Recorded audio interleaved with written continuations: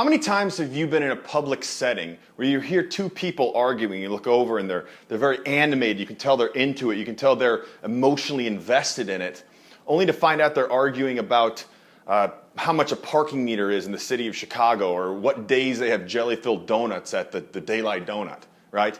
Something completely ridiculous, yet they feel a burning passion that they need to win that argument, okay?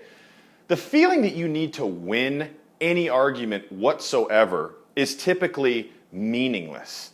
There should be no reason why it's important to you to convince this other person of your thought process. Why do you care what they think? If you're talking to someone at Starbucks and all of a sudden they believe with you about your political views, what's going to happen? You're going to get Obama that's going to call you and say, hey, did you convince them? Yes, they did. Let's follow through.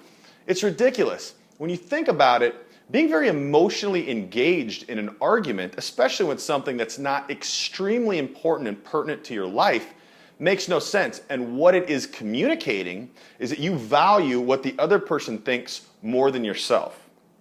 If you look at very high status people in interaction, anytime emotions rise whatsoever in an argument, they are so quick to walk away from that because they don't care. They know they could spend 30, 60, 5 minutes convincing this person, but whether they win or they lose, they walk away, they live their life, and the other person lives their life. It's like this person is going to go get 50,000 signatures and change a Wikipedia post to go along with what you convince them of. So for the most part, I want you to think about what you're communicating before you communicate an emotional infestation or really a desire to convince someone else of your beliefs when it's not something that's of the utmost importance to your life. When you feel and you display an emotional reaction to someone disagreeing with you, you are saying that you value their status and their thoughts more than you.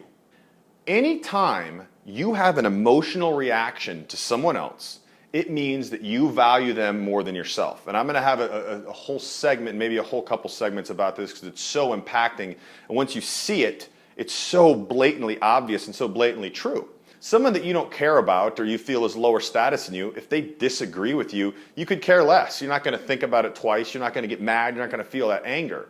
Now, someone that has higher value than you, you're going to feel that right away. You're going to want to convince them of your way of thinking or your ideas. And the very unique thing about that is it shows so much of your hand. Because the minute people can see whether they know this technique consciously or subconsciously, they know the minute you have emotional reaction that you're placing more value on them than you are yourself, putting yourself at a very low end of the spectrum of the interaction equilibrium.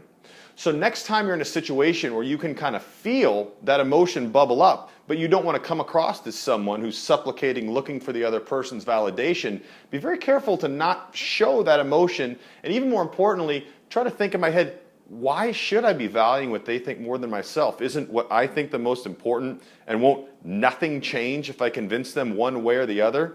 Let's back off this topic or just lighten it up a little bit and enjoy the conversation for what it is.